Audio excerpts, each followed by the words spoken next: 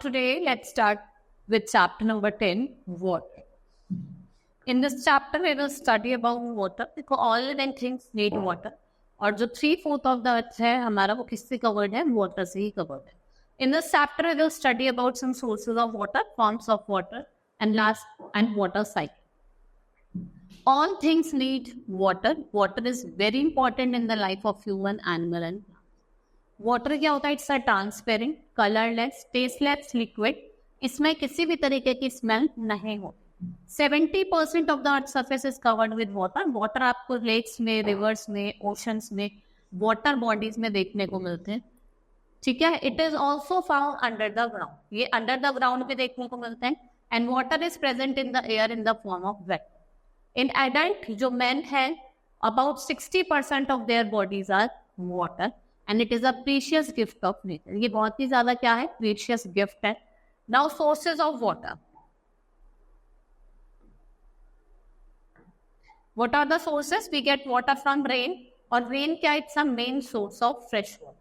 Rain water gets collected in water bodies जैसे seas हो गए, rivers हो गए, lakes, ponds and tanks. और जो huge amount of water है, it is also found on the mountain peaks and ice.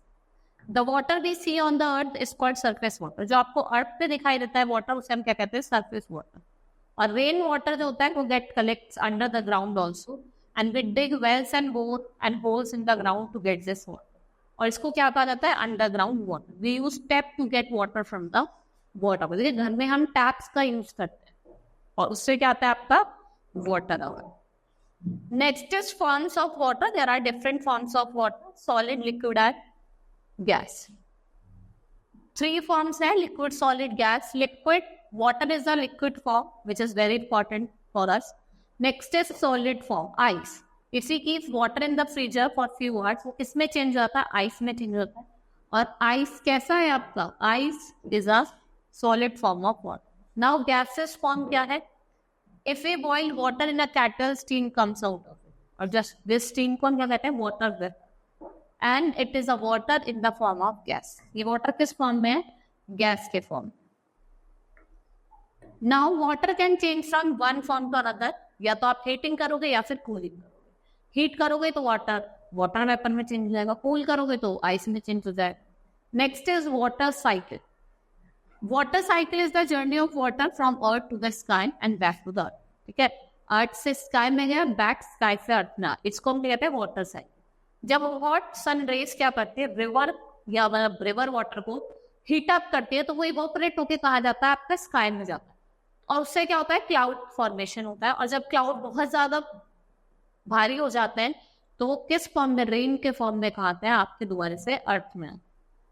And some water changes into water vapour and rises up. It forms cloud with tiny droplets of water. और जब ये droplet join करते एक साथ तो जब बहुत ज्यादा हैवी हो जाती हैं, the clouds cannot hold them and they fell down in a form of rain. किस फॉर्म में नीचे गिरती है? रेन के form. Rain water flows into river lakes. It is colder in colder places. अगर हम बात करें rain water flows into river lakes, अगर हम कोल्डर प्लेसेस की बात करें तो वो स्नो के फॉर्म में आता है. ठीक है. जो स्नो है वो मेल्ट करती है और वो वाटर में टर्न होती है. फिर वो किसमें फ्लो करती है? Flows into steam and river. And the water cycle in nature continues and same water is used again and again.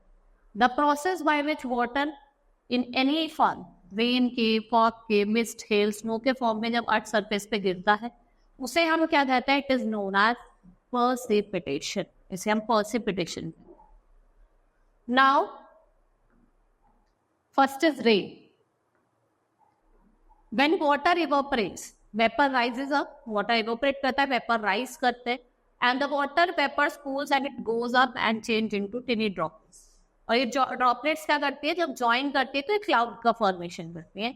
And when cloud become heavy with water they burst and we get rain. वो फट जाते हैं और क्या होती है? बारिश. Next is fall. When warm and moist air rapidly cools, water droplets form होते हैं. जिसकी वजह से क्या होता है? जो सस्पेंडेड वाटर ड्रॉपलेट्स है एयर में उसे हम क्या कहते हैं? फॉग. क्या? Next is mist. ये सिमिलर टू फॉग होते हैं but it is generally lighter and not as thick as fog. Lighter होता है और इतने थिक नहीं होते जैसे fog.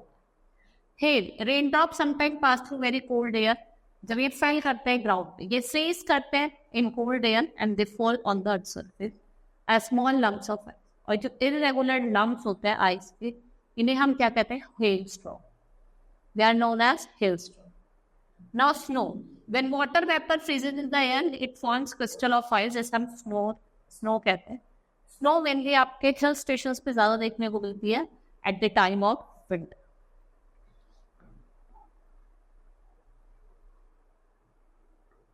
Now impurities in water. The water in wells, river, lakes is not pure due to presence of impurities. Impurities कैसे होती है? Soluble impurities और insoluble. Soluble impurity cannot be seen like salt. और insoluble क्या होते हैं? सबके mud हो गए, स्टोन हो गया, ये घुलते नहीं है, इन्हें क्या कहा जाता है? Insoluble impurity. Next is they can also contain germs. और जो इनसॉल्युबल इम्प्योरिटीज होती है वाटर में, they can be separated by any of the following.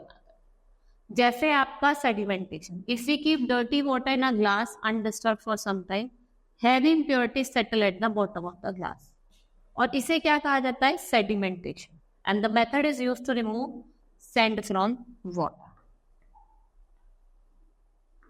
Next is decantation. Water in the top part of glass is thick.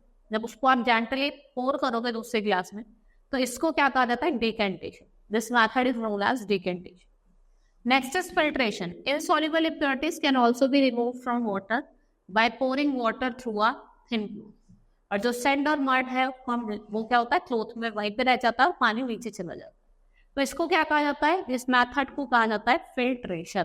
This method is known as filtration. In many houses, people use filter with special candle inside. It is made up of kind of clay. और when you fan, इसमें बहुत छोटे-छोटे क्या होते हैं? Pores होते हैं, holes होते हैं। जब water drip करता है through it, वो बहुत slowly fine impurities के through जाता है, and the candle has to be cleaned regularly. And some filter like these fitted on the taps. However, जो clean water है, आपको डिकेंटेशन या फिर फिल्ट्रेशन के थ्रू, जिसमें जर्म्स और बैक्टीरिया होता है, विच कॉज सीवियर डिजीज, जैसे आपको डेंटिस्ट्री, टाइफाइड या फिर जॉन्डिस। ये क्या है? ये वाटर बॉर्न डिजीज है। इसमें क्या होता है? आपको वॉमिटिंग होती है, you have upset stomach. Soluble impurities जो होती है वाटर में, आप उसको कैसे रिमूव कर सकते हो? उसको बॉइल, ठीक है। जैसे केमिकल्स आप क्लोरीन, ब्लीचिंग पाउडर और पोटेशियम परमैंगनेट का भी यूज करते हो by killing germs in the water. आप इनको ऐड करते हो वाटर में और जर्म्स को किल करते हो। ये कुछ इम्प्योरिटीज थी जो हम क्या कर सकते हैं? With the help of these chemicals हम इनको हटा सकते हैं वाटर में से। Now our chapter has been completed. Hope you understood the chapter. That's all for today. Thank you.